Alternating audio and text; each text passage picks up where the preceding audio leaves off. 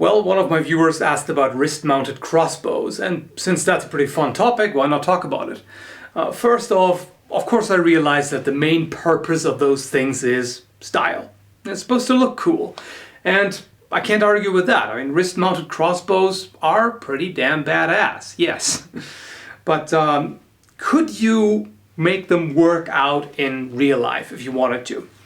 First off, for those who are not familiar with the technical aspects of archery, just a quick explanation. So, in simple terms, what gives the bolt or the arrow its oomph, if you will, its damaging potential, is a combination of the draw length and the draw weight.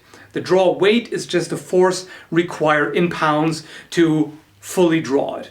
So, to overcome its resistance, which is determined by its stiffness, that's just a matter of how it's built exactly. In order to find out how much kinetic energy a bolt or arrow would have, you would need, well, first of all, its weight. And on the side of the bow, you have to calculate the work, which is done by multiplying force by distance. So again, force is the draw weight, and the distance is the power stroke.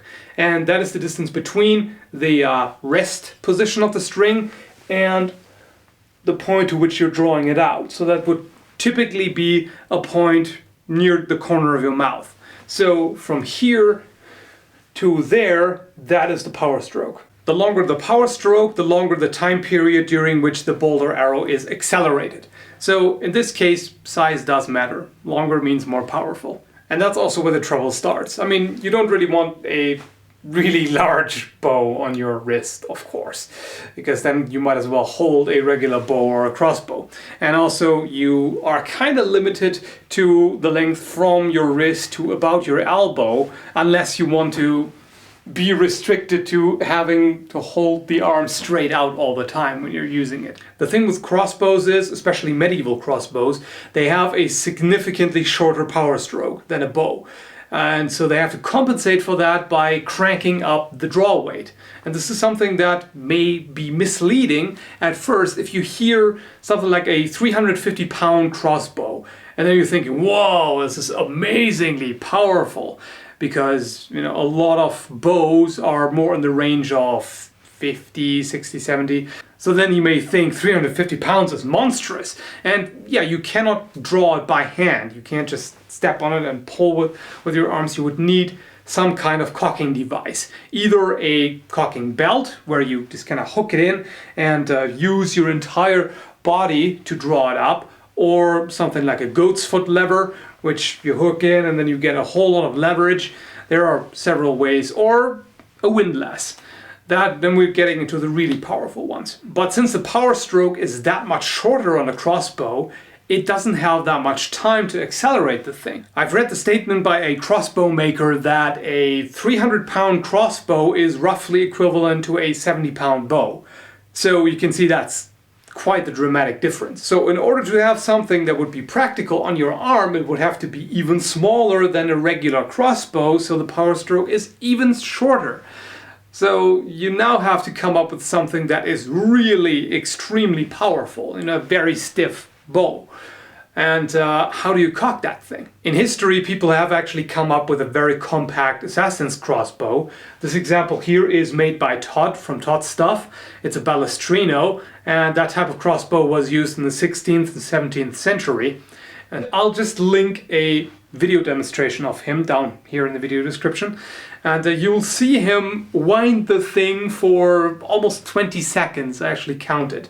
So yeah, it takes quite a lot of time to get the thing ready. So something like that you could actually use if you modify the trigger mechanism to have it, you know, run down your forearm and have it somehow attached to the inside of your hand, and then being able to use that, or some kind of thumb trigger maybe. You know, you could come up with a glove or something like that in order to deal with it. The only problem is then you have this thing that you have to wind up for quite a while. You would probably have to have some kind of crank or something so you can actually wind it. And yeah, if you finally get there, you have one shot. And I mean, if it's for an assassin's crossbow, one shot may be all you need.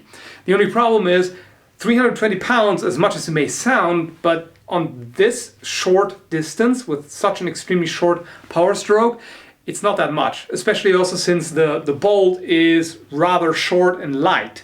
So it's really not going to do much damage. It's more of a gadget thing. I mean, if you were to poison the bolt, yeah. Of course, this is 100% hypothetical, just for historical interest and entertainment value. Do not run off to your garage and try to rig up one of these and poison a bolt and do some nefarious stuff to your neighbor's cat. That's highly discouraged, just so you know. So yeah, in theory, you could make something like that work. The only question is, what's the point?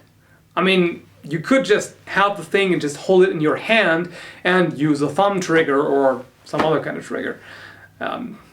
It's not really too much of a point in having it on your arm. I mean, yeah, you could hold another item in your hand at the same time. You could have 2 daggers or whatever and then have the thing on it, but that's kind of pointless. And if you're thinking about a sneaky version, which just hides in your sleeve and then just snaps out and folds open, yeah, I don't think that's going to work too well, because then you have 2 weak points. On the joints, you would have a lot of force, and since you already know that the thing needs to have a draw weight as high as possible in order to be at least halfway effective, you would have a lot of weight pulling on those joints. So I don't think that would hold up too well. But regardless, it is cool stuff, no doubt. Thanks for watching.